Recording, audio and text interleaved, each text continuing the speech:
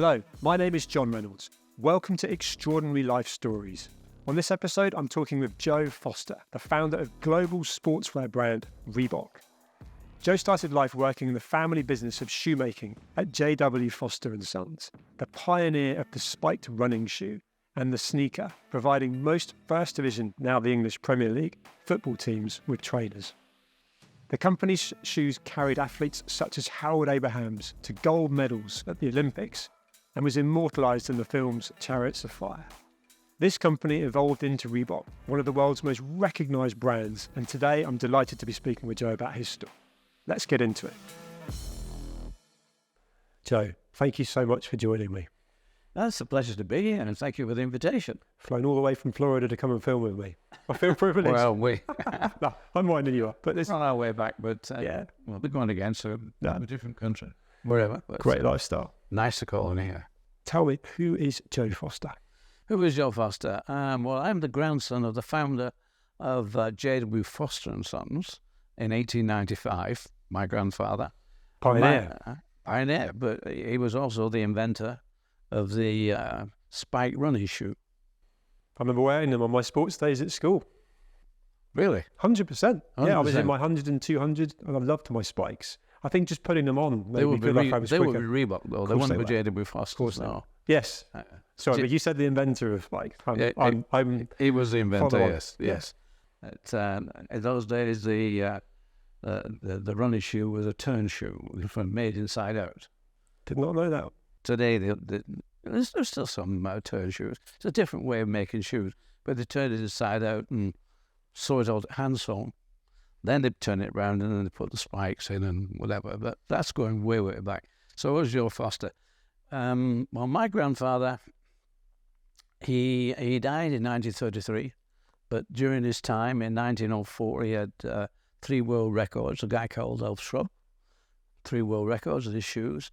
In 1908, he had 2 gold medals at the Olympics in London. And his belle epoque was the 20s, when we had a lot of, I think it's Antwerp. He actually, on his letterhead, supplied all the athletes in the Antwerp Olympic Games in 1920. And that's written down. Sweet. Yeah, we've got that. But during the 20s, you'll know the film Chariots of Fire. Of course. Heard of Chariots of Fire? Iconic music, yeah. Yeah, Harold Abrahams and Eric Liddell and Lord Burleigh. They were immortalised in that film. But they actually won their gold medals with my grandfather's shoes. So, had he been sort of today, he would have been really famous. But because in those days, well, it was athletics, and it was only athletics in the Olympics. I mean, the Olympics these days, it's everything, isn't it? But in those days, it was athletics. But he made their shoes, and that was his fame. But unfortunately, he died in 1933, and I wasn't born until 1935. But I was born on his birthday. Oh. Quite a coincidence. Yeah. Yeah. And my grandmother insisted I have his name, so he was called Joseph William. That's why I'm Joseph William. Thank you for explaining that. Joseph William comes from. Yeah. And yes, by 19, we're talking about 1935, by 1939, 4 years old, World War II. All the lights went out, no education, because all the teachers were called to the front line and doing whatever. Fast forward now to 1945, I'm 10 years old, and we get some teachers, and the lights come on again, and we start getting a bit of education. Eventually, with that education, I go to college, technical college, and at 17, though, I leave and join the family company. Did you want to? I mean, in terms of choices and in terms of what, there's clearly a huge amount of respect and legacy in you while you're telling the story, but is that something you wanted to do? Well, I guess when at that age, you go through the war at that age, you really don't have any idea what you really want to do. It was, I guess, we were not a well-off family, but we were sort of better off than most of the streets, as it were, and so it seemed a natural thing. You go through, wanting to be a train driver or something like that as kids, you go through all those feelings, what can we do? But so I joined the company, and Was I interested in the company? Really? You at 17, you're more interested in playing sport or finding a girlfriend or two. Sure. That's so that was okay. And for a year, that's what I did. My brother, who was 2 years older than me, he joined the company at 14. He left school at 14, and so he'd been in the company for a while. And but in those days, at 18, you had to do national service. For whatever reason, Jeff, who was 2 years older than me, had been deferred for 2 years, but they didn't bother deferring me. So we both went almost at the same time. Left the company, did 2 years of national service. That was very interesting because, mother's not there making the meals, making your bed, or looking after you. You develop sort of a bit of self-sufficiency. You learn how to adjust and know what to do. I think after about 6 months in the RAF, I was in the RAF, 6 months in the RAF, and we were on radar. But I also played badminton. And it was quite an accident.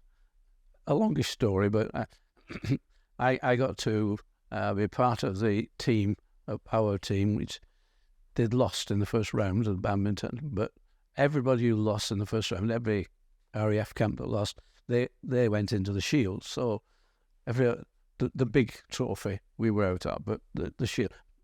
I obviously strengthened the team. We won the Shield at Wimbledon. We played at Wimbledon, and we won the Shield, and that got me spotted by some of the sort of bigwigs of the RAF who were interested in badminton. So from that moment on, I was playing badminton for the rest of my RAF career. So for about out of 2 years, I probably spent 15 to 18 months just travelling around playing badminton. Bad life? Not a bad life, no. So it was good fun. And when it used to be sort of demobbed, as it were, these 2 years, sort of invite you in and invite you, would you like to stay? Because they would like you to stay. And they ask the question, well, if I stay, what for? Why would I want to stay? Well, we could send you through officer training, you do this. And I said, how about fighter pilot? Oh, yes, well, if you sort of come through the whatever. And I thought about it a bit, and I thought, I don't know. So that might have been an option, but I didn't take it.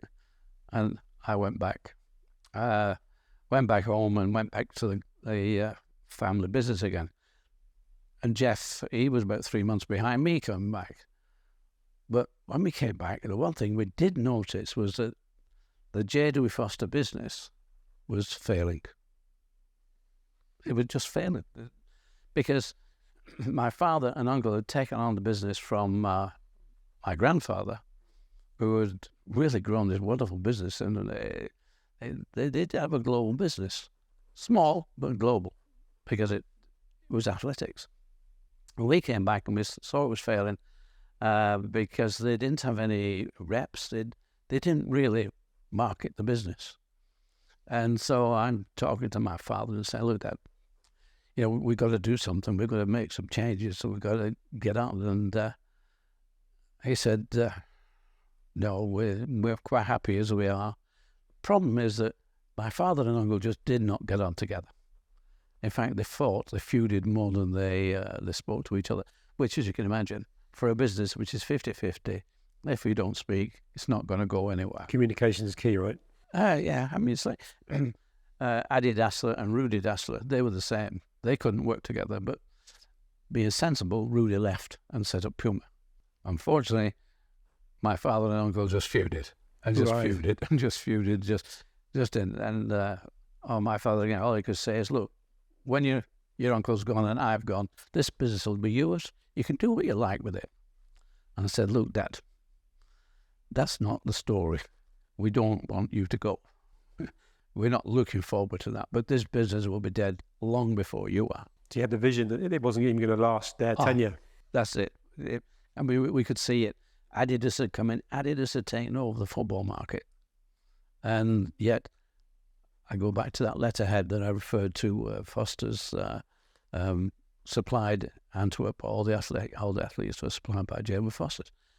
Well, on that same letterhead, there's about 95 teams, including all what you would know in the Premiership and all in the EFL. We supplied them all. Man United, Man City, Arsenal, all these teams, he supplied them all in those days. And so somewhere this didn't connect. They hadn't bothered to sort of say, okay, we've got a business now, how do we? Otherwise, it would have been a tremendous business had they thought of a business. So they'd lost all that, and because they didn't speak, it was going down, failing badly. So after Jeff,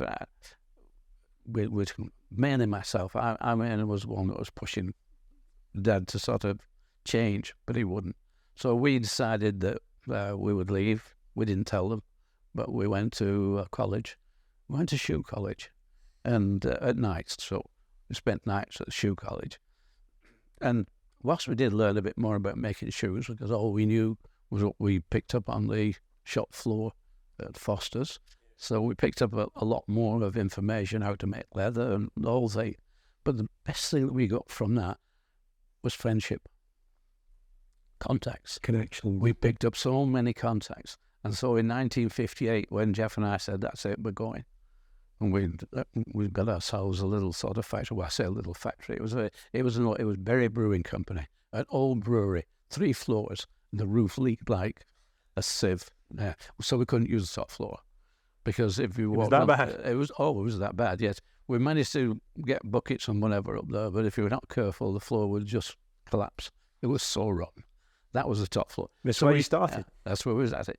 The middle floor, we could use that. The ground floor, for some unknown reason, of no windows. Maybe it's something to do with brewing. I don't know. With no windows, so we couldn't use that. We rented it off for somebody to warehouse and stock paper. So that was okay. But we had the middle floor. But the middle floor was not that safe either because we put machinery on it, and we decided to put the machinery around the edges because in the middle it was a bit saggy. A bit saggy.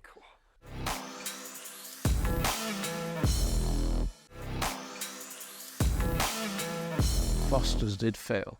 2 years after we'd started our business, it failed. My uncle had died.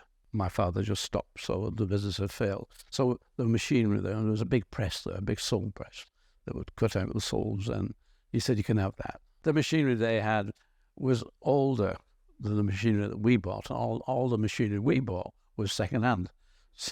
So you could tell. But this big machine, it must have weighed a ton or more, whatever. And we had to take it up and put it on this first floor.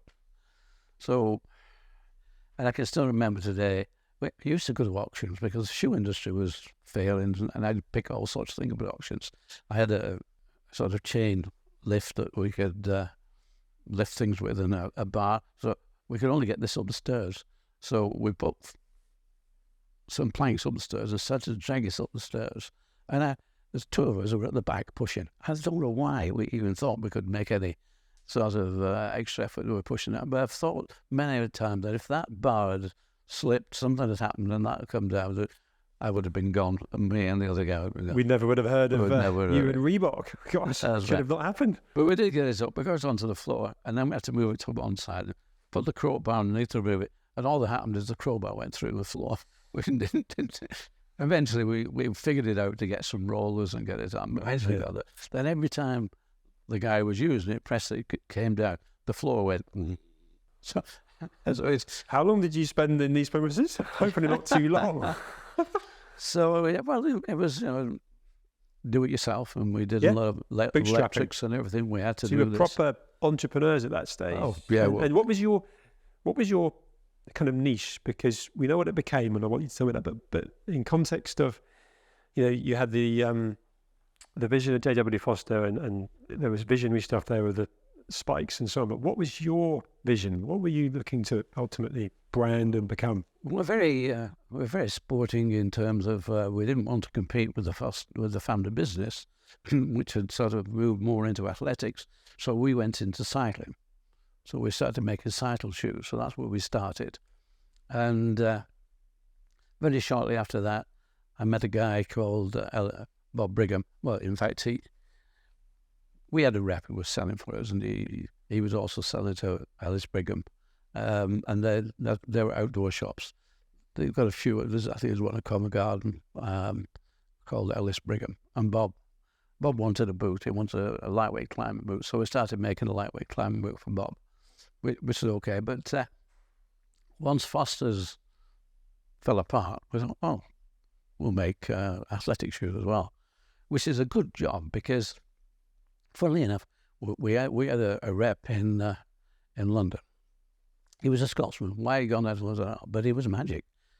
Our cycle business grew incredibly. We had a second rep. He was a cyclist, a local cyclist, and he covered 50 miles radius. He trained, but he took a bag of shoes on his back and would call in at all the local cycle shops. This was okay until one day the orders from London just stopped, and of course we didn't have a cell phone or we didn't have phones or anything, and we couldn't make. We used to receive everything by letter, and our communication by letter. But so we did have a telephone, and it was two weeks, and now everything had stopped. And we got a phone call from his landlady. They said, "Do you owe Mr. Taylor? Do you owe Mr. Taylor any money, so to speak?" And we said to him, "Well, no, we paid everything, but we haven't had any communication." So he said, "Well, he was killed in a road accident 2 weeks ago, and that killed our sidle business." Gosh, probably a lesson learned on have one single lane, right? That's right. Yeah. So fortunately, Jeff was a cyclist, and Jeff was also a runner, and he was a member of the local club.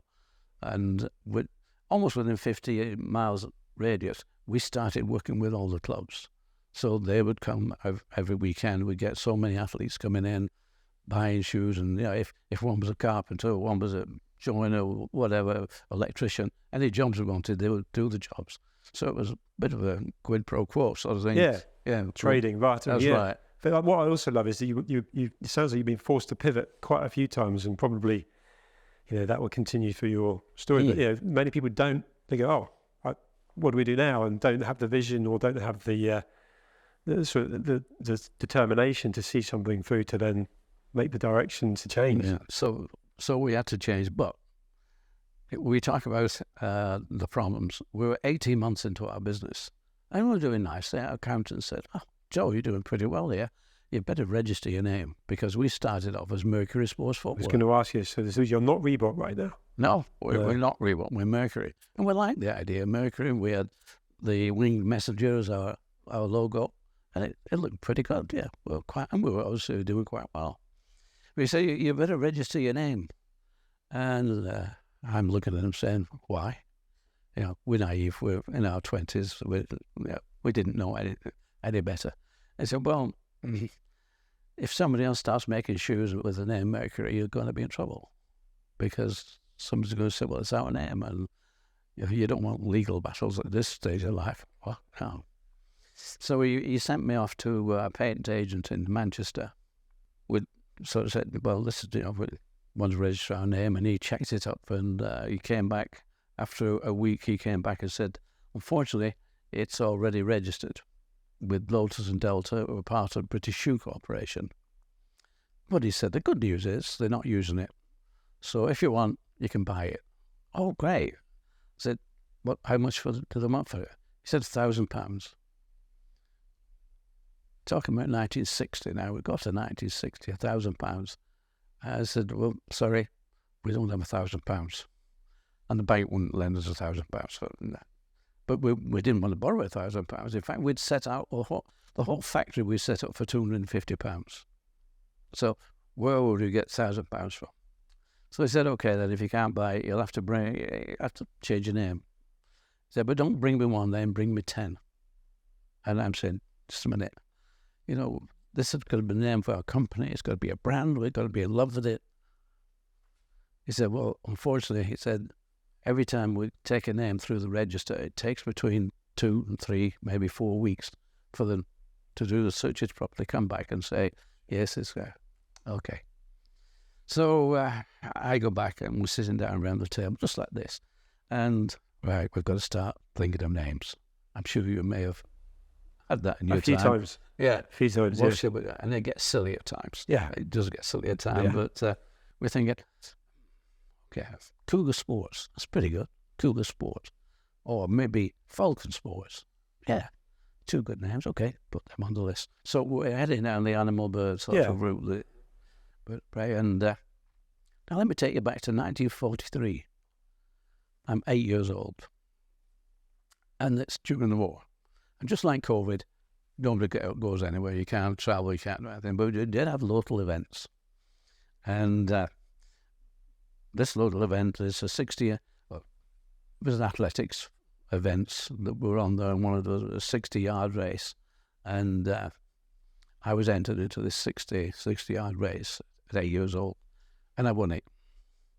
Bear in mind, I'm the only one in the field, probably the only one in the whole way that had a pair of spike running shoes. Funny that. Yeah. Funny that. I won it. I won't say it was a cheat, but I won it. Yeah. And that's great. Okay. So I go up to collect my prize. What do I get? A medal? A dictionary. And I'm worse to football. You know, what can I do with this? Yeah. Yeah. And it was a Webster's dictionary, which is an American dictionary. So it's an American dictionary, Middle World War II. And as you know, spellings in that are somewhat different. Like colours not got a U in it, labour's not got a U in it. And so we go on. So after complaining was the football, I did accept the dictionary. I suppose I could have kicked it around a bit, but that was it. So I'd had that. Now we come fast forward to 1960, and that dictionary is on the desk next to me. And for whatever reason, I like the letter R. Letter R was strong. I loved it. So I opened my Webster's dictionary at R, and I start thumbing through. And I come across REEBOK. What's that? Well, it's a small South African gazelle. We're a running company. Gazelle. Yep, association of... Perfect. That's it. Top of the list. Okay, so it goes top of the list. Mind you, this is an American dictionary. Had it been an Oxford English dictionary, it would have been spelled RHEBOCK. Everyone would pronounce it wrong, wouldn't they? They'd all be Reebok. Yeah. So I put this at the top of the list, and I go back to see the guy. And mind you, before I'd done that, in his office, his window was open. It was a nice day in May. And when he said, you need another name, he pointed through the window to Kodak. And I said, what's with Kodak? And he said, well, it's an invented name. If you invent it, nobody can say anything. It's yours. You invented it. So we thought of a few names, but nothing like that came up. But anyway, we had a list, and I'm taking it back to him, and I said, look, I'm giving you 10, but we want that one. I love it. We got to be in love with it. We want that one. It just fits so nice. Yeah. And he said, okay. But he's a lawyer.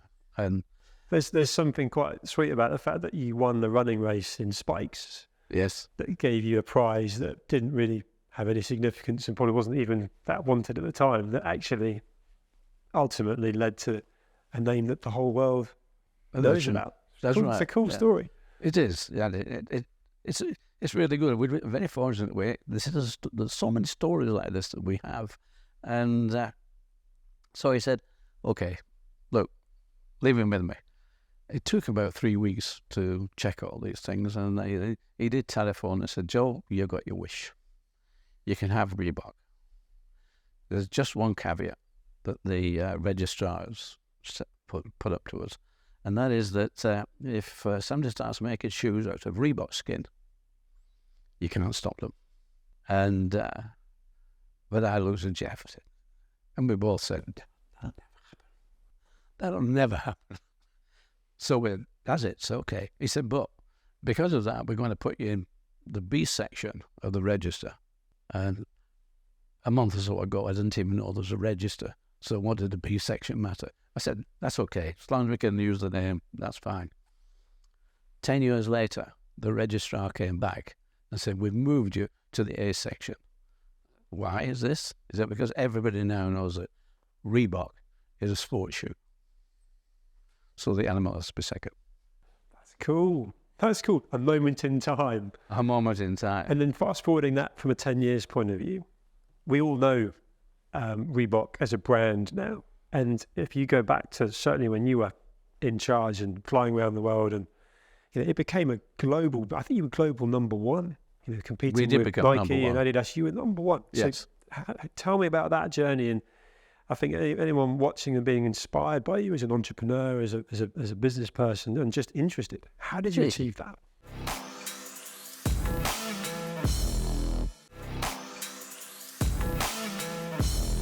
Let me, first of all, before we get to that, we're talking about the problems that you have to face. We had to change our name. Great. 4 years into our business, we get a letter from Adidas because we had 2 bars and a T-bar. And they said that infringed their 3 stripes. And so the lawyers have sent us, we're looking at this and thinking, our silhouette, what should we do? Well, by that time, we'd learned one big thing about this, and that is that problems are an opportunity. So we took this as an opportunity to change our silhouette. And so we changed to what we see on the Reebok shoes now, which is the Vector. So 2 things happened. We changed our name to a better name, and we changed our silhouette to a more distinctive and better silhouette.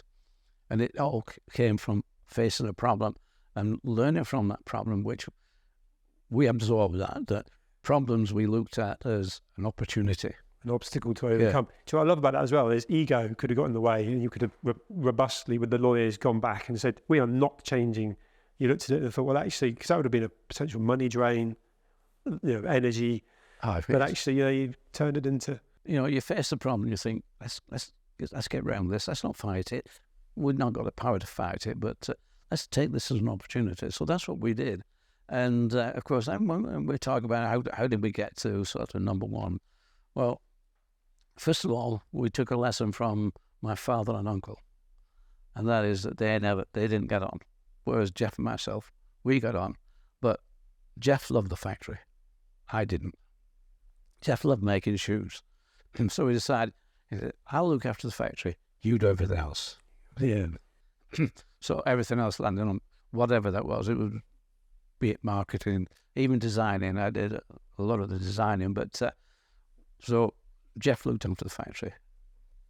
I looked after everything else. It meant I was the one that started traveling, and it was another question I did. You face your problems. What are your problems? Well, I got in my car, went round to. In those days, we didn't have what we have now, the conglomerates of retailers. There were every sort of ex-footballer opened a sports shop in his local town. Right, so all little independents. Yeah, all his independents. So we had 3 in Bolton, and that was more or less, most towns had 2 or 3 independent sports outfitters. So I would go in and put my stuff on the counter and talk. I would go chat with the owner or whatever, and I said, I like your product, brilliant. He said, but he looks up and said, look, I've got Adidas and I've got Dunlop. Why do I need Reebok? I had that about 4 or 5 times, and that stopped me being the salesman. Because I realised he didn't need me. He just didn't need me. He'd enough, because they used to carry everything. These days you've got JD or Foot Locker, and they're just full of shoes, really. That's the main thing they have. Well, the small sports shops used to carry chalk for your queue and everything. So he didn't have the space to stock another brand, and nobody would walk into his shoe shop and ask for Reebok. So, okay, we started to go to events and sell at events. We already had a lot of athletes coming in.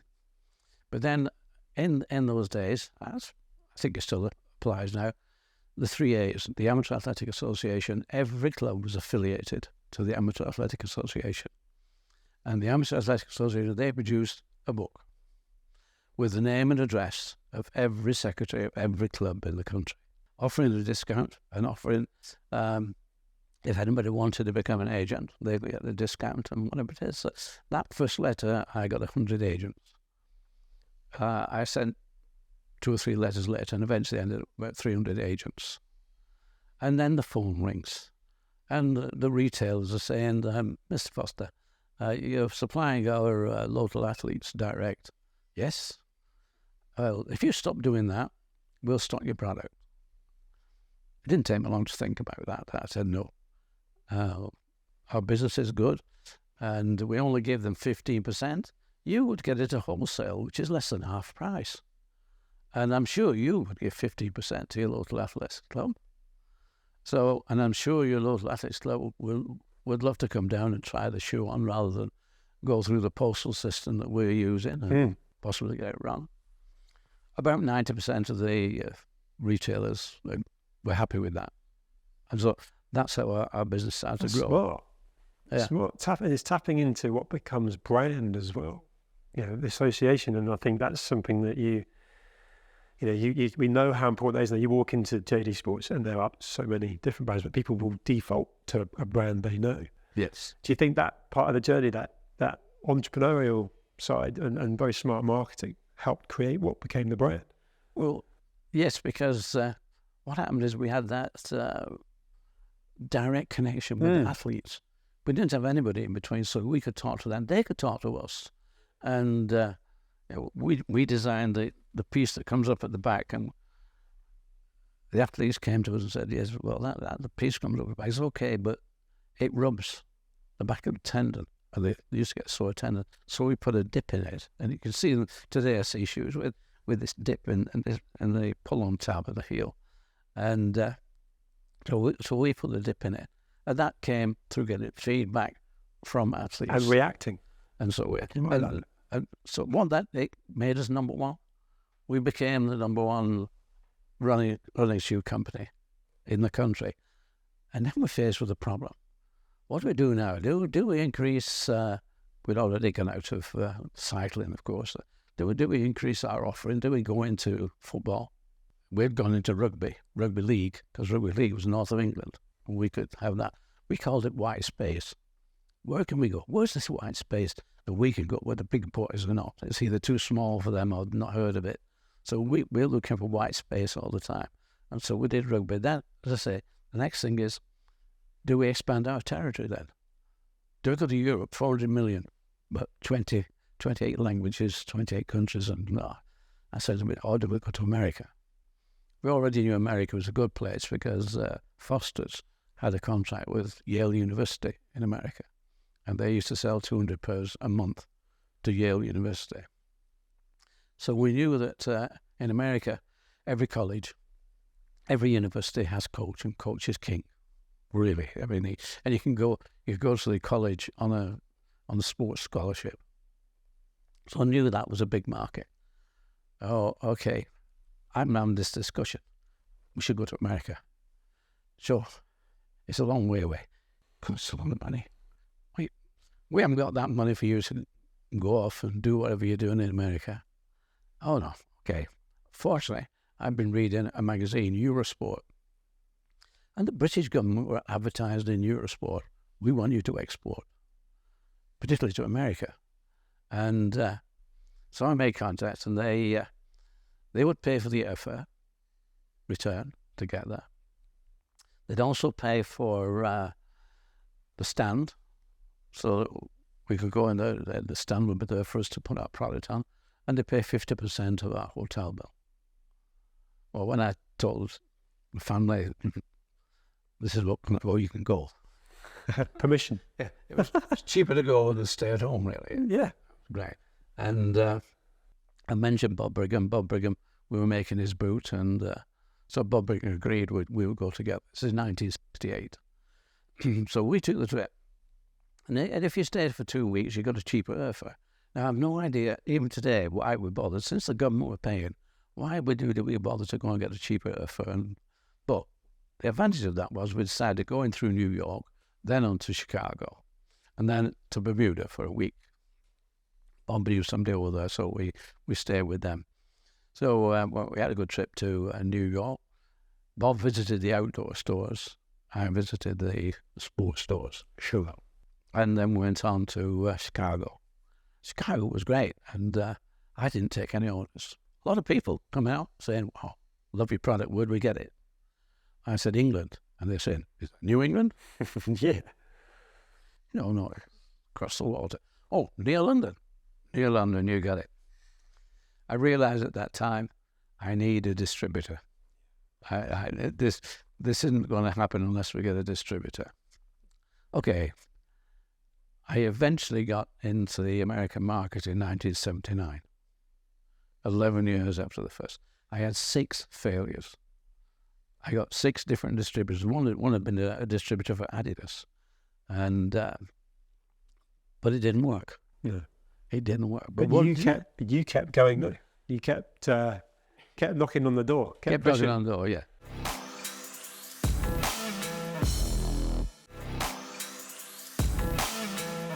But this is where the big piece of luck comes in.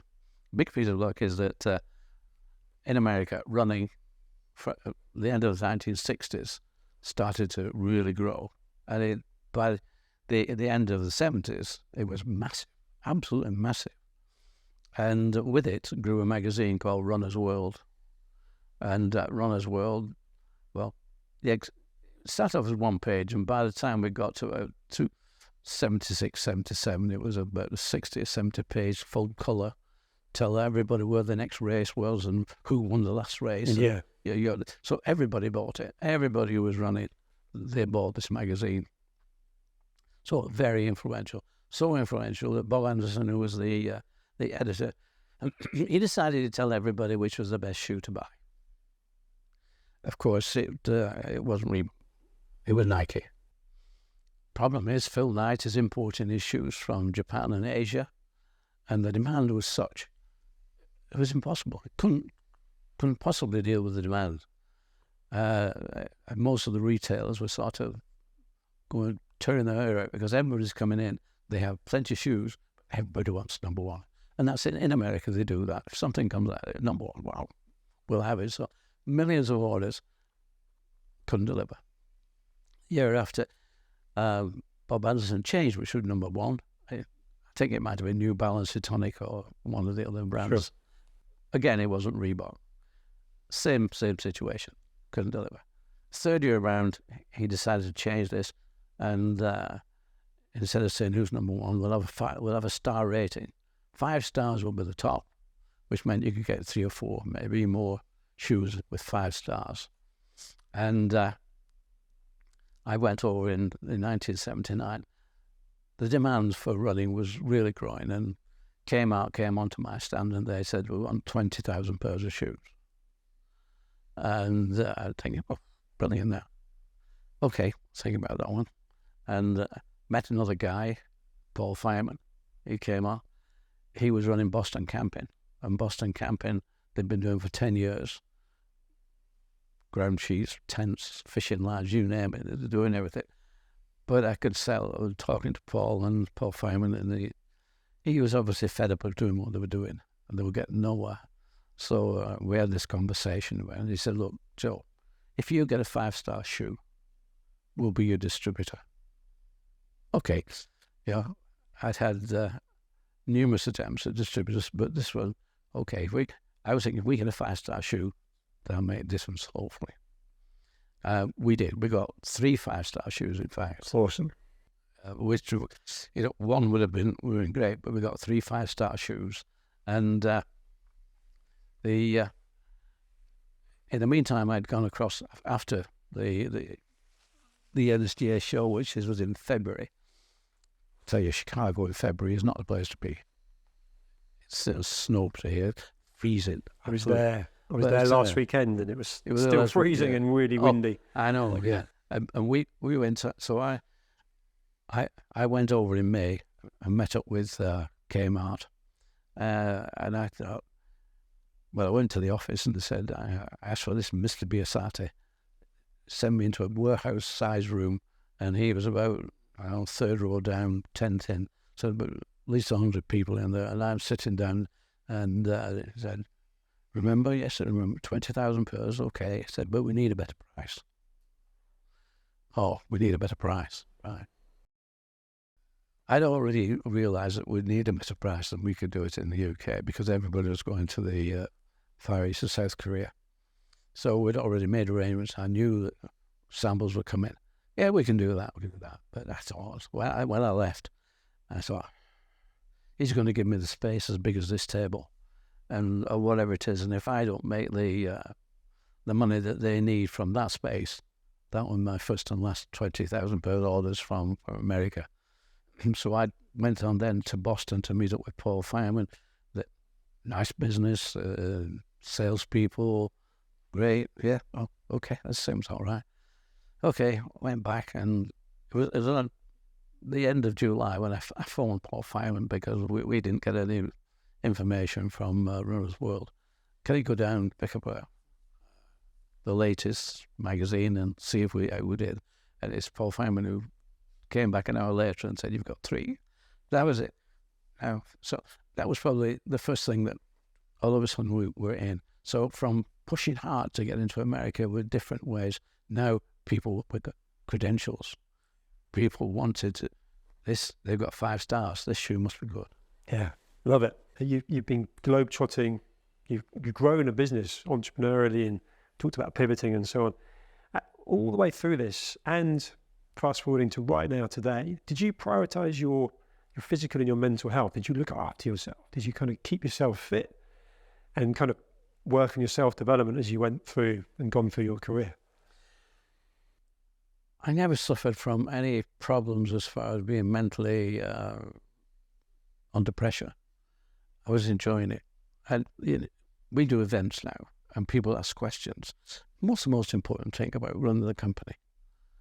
And sometimes the 3 most important things. So number 1, you've got to have fun.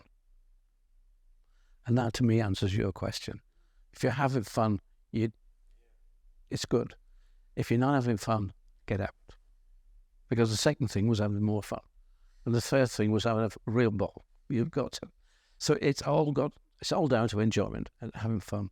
So when it comes to the mental side of it, no, I didn't have a problem because I was having fun. Okay, you get some days when it's not fun. Goes back to what you were saying though. Every potential problem you can overcome it. I'm talking business here, but you seem to adopt that mindset to everything that you do. You're fully present now, and I get the feeling that that's a key thing where you're dialed in, got your full focus, and you're dealing with things as they come, which is the best way, rather than dwelling on them or letting them get you down, which is where a lot of these mental health issues can ultimately develop. But physically, I mean, by default, you were charging around the world and, a lot of traveling and so on. But a lot of people will say to be successful in business, you've got to own the morning. We get up at 4 a.m, do a workout and so on. Where did you fit with that? I used to, being in running, I would put a pair of shoes on. I thought you might say that. And run. Yeah. I remember running around the palace in Japan. There was a running track around it. So I remember doing that. So I could put a pair of shoes on and go out running. And so I was always keep moving. Brand ambassador. Well, yeah, brand ambassador, or just the fact that, you see a lot more if you get out there with a pair of shoes on and run around, because really, people say, you've been to all these wonderful places, and most of those places you go to, you don't see, because you do this. You come to London, you sit at a table, and then you go. You don't go and see Tower Bridge. You don't do that. Business is business, and you got to get the business over. And then they take you places. They'll take you for a meal. They don't take you sightseeing. You don't do that. So putting a pair of shoes on, just going running. They had a big garden with koi and everything, and it was in the palace grounds, so you could go out and enjoy it. Yeah. So that was a bit of it. When I'm back in the UK, I would play badminton. Yeah. And that kept me fit. Sport. And, yeah. So and then Julie and I, we played tennis for many years. Yeah. I'm not good at tennis, but I could get rid of a lot of frustration, because you whack the ball hard and it'd probably go miles out. But no, it's good to have different outlets. Yeah. That's kind of what I was asking. And actually, I know you probably get asked this quite a lot, because I know that one of the things you like to do is help people in their businesses, particularly in the field you know best. But if you were to be talking to someone that's aspiring to be in the sports shoe industry, and they were starting out now with AI and the sort of current stuff like AI right now, and then all your knowledge from what you've been through, what advice would you give them? Well, again, the advice comes having fun. You've got to have fun. Are you enjoying it? Which is also having a passion for it, right? Yeah. You've got to have a passion for it. You've got to have a passion. And then for me, it's the person. Never mind what he's doing. If the enthusiasm is there, and we have a guy in America right now, he can get where water can't get. It's amazing. He's only 23, but he actually took us to meet up with the mayor of Miami. Yeah, go meet the mayor. So we spent half an hour talking to the mayor of Miami, who's next one's going to go for governor, and then he's probably going to be president one of these days. Love it. Yeah. But this guy, so we're really with this guy, and it's a very good idea he's got. But forget the idea. It's the enthusiasm, it's the drive, it's the desire. And so where do we come in that? Well, when he wants to get somewhere and he can't quite use it, on my team I've got Joe Foster. He's the founder of Reebok. Founder of Reebok opens that door. Yeah. It's not me that goes through, he goes through. Yeah. But what we do is more or less say, okay, we like the guy and we like the things that are going on. Yeah, we'll be part of your team. And that helps you. You can use our name. Not my brain, it's his brain. His enthusiasm. That's what we're behind. I like that because I can see the passion in you of wanting to help a 23-year-old who's got a light switched on and is buzzing, and yet you're a good team, and that's combining particularly well. I could talk to you for so much longer, but we're out of time. But yeah, you are the founder of Reebok. It's amazing to hear your story and to share it with others, and thank you for making time to talk with me today. It's a pleasure. Thank you, Joe. We do this a lot. Yeah, well, it's fascinating. Thank you.